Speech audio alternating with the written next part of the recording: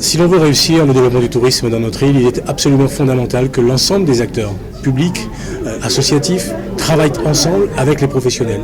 Et nous avons aujourd'hui franchi un pas qui est un pas considérable, puisqu'effectivement nous sommes parvenus à ce que l'ensemble des acteurs, l'IRT, la FRT, qui s'occupe effectivement davantage de la coordination au niveau local et de l'accueil au niveau local, mais également l'ensemble des offices de tourisme, que nous soyons tous rassemblés donc, pour dire que nous signons ensemble cette convention, une convention d'action, une convention d'objectifs, une convention de moyens, et que nous partageons surtout la même stratégie de développement concernant le tourisme à La Réunion.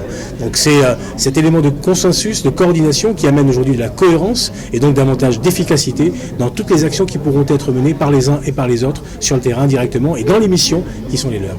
Le tourisme est un secteur prioritaire parmi les premiers grands secteurs prioritaires du développement économique à La Réunion. Et donc nous mobilisons aujourd'hui des moyens importants et nous continuerons à le faire pour la région Réunion. C'est plus d'une vingtaine de millions d'euros aujourd'hui qui sont orientés en direction de l'IRT, de la FRT ou des offices de tourisme. Donc cette mobilisation sera évidemment continue et nous allons aujourd'hui donner davantage de lisibilité aussi aux acteurs puisque nous allons fixer des conventions triennales avec d'objectifs et de moyens. Et donc il y aura pour ces offices de tourisme notamment une visibilité sur 2-3 exercices et donc d'avoir l'assurance qu'aussi bien en termes d'investissement sur les projets que sur le fonctionnement même, qu'il y ait un accompagnement de la région Réunion qui sera constant et soutenu.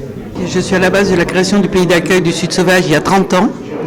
Il y a 12 ans, on a créé la FRT qui était l'affiliation de la Fédération réunionnaise des pays d'accueil avec les offices de tourisme. Ça fait 12 ans qu'on l'a créé. Il nous a fallu 12 ans pour arriver à cette signature. Donc je trouve qu'on a mis 12 ans pour arriver à faire vraiment quelque chose du tourisme à La Réunion, parce qu'on ne peut pas se manger les uns les autres. On est La Réunion d'abord, on a chacun nos... Et puis l'IRT a son rôle, nous avons notre rôle. S'il n'y a pas les offices, il n'y aura pas de... Donc c'est à nous de nous défendre. Et je pense que cette convention va nous permettre de nous développer. Maintenant, on sait chacun où on va. Et ce qui me fait plaisir, c'est qu'il y a un pilote dans l'avion.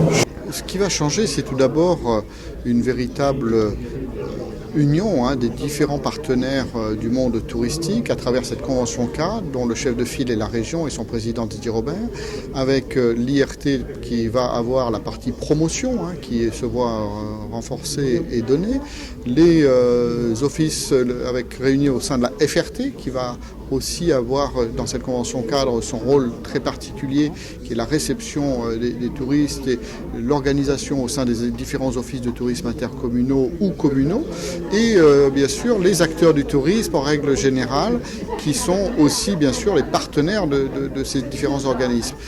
Il est bien évident que les offices intercommunaux sont aussi les partenaires puisque vous savez que les EPCI financent ces offices de tourisme intercommunaux.